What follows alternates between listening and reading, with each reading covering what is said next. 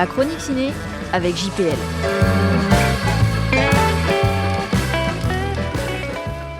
Les caprices de l'enfant roi.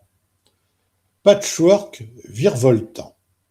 Michel Leclerc et sa compagne et comparse en écriture, Baya Kasmi, ont encore frappé avec ses 114 minutes bourrées de bonnes intentions, mais hélas, pas toujours abouties. 1651, Louis, pas encore 14, est un jeune adolescent. Alors que la Fronde menace, sa mère, Anne d'Autriche, décide d'exfiltrer son fils pour le mettre à l'abri et le remplace par un sosie. Louis est confié par d'Artagnan à Cyrano de Bergerac, qui le cache au sein de la troupe de théâtre de Madeleine Béjart et Molière. Tandis que Madeleine et Cyrano se découvrent une passion commune pour le jeune Molière, Louis découvre la vie et ses plaisirs, l'art et le travail, le courage et la stratégie, tout ce qui fera de lui le roi Soleil. Un projet ambitieux avec beaucoup de qualité, la mise en scène, le rythme, quelques anachronismes savoureux dans les dialogues, le casting, mais aussi trop de défauts qui font sortir de la salle avec pas mal de regrets.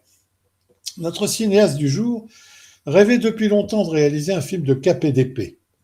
Alors on balance sans arrêt entre Rapneau et De Broca, mais hélas, sans jamais atteindre la qualité de ces grands modèles.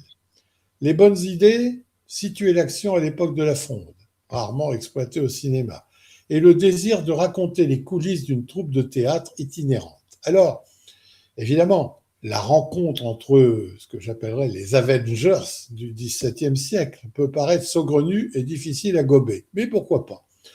Dans la comédie et la parodie, on peut tout se permettre. On est d'ailleurs prévenu d'emblée par le carton qui nous dit « une histoire vraie, sauf pour les historiens ».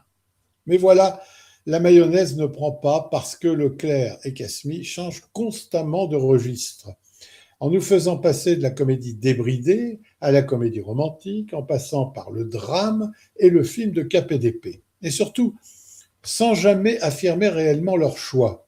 Amusant de constater que le dernier film de Michel Leclerc s'intitulait « Le mélange des genres ».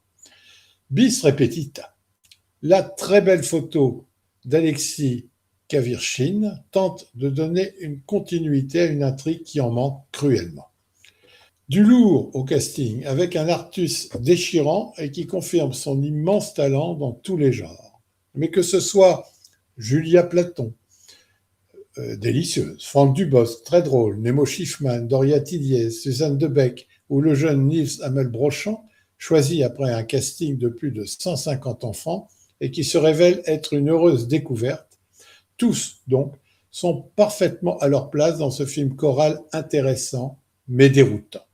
Mais comme on se plaît à le dire et à le répéter dans ce film, ça se laisse voir, Puteborgne.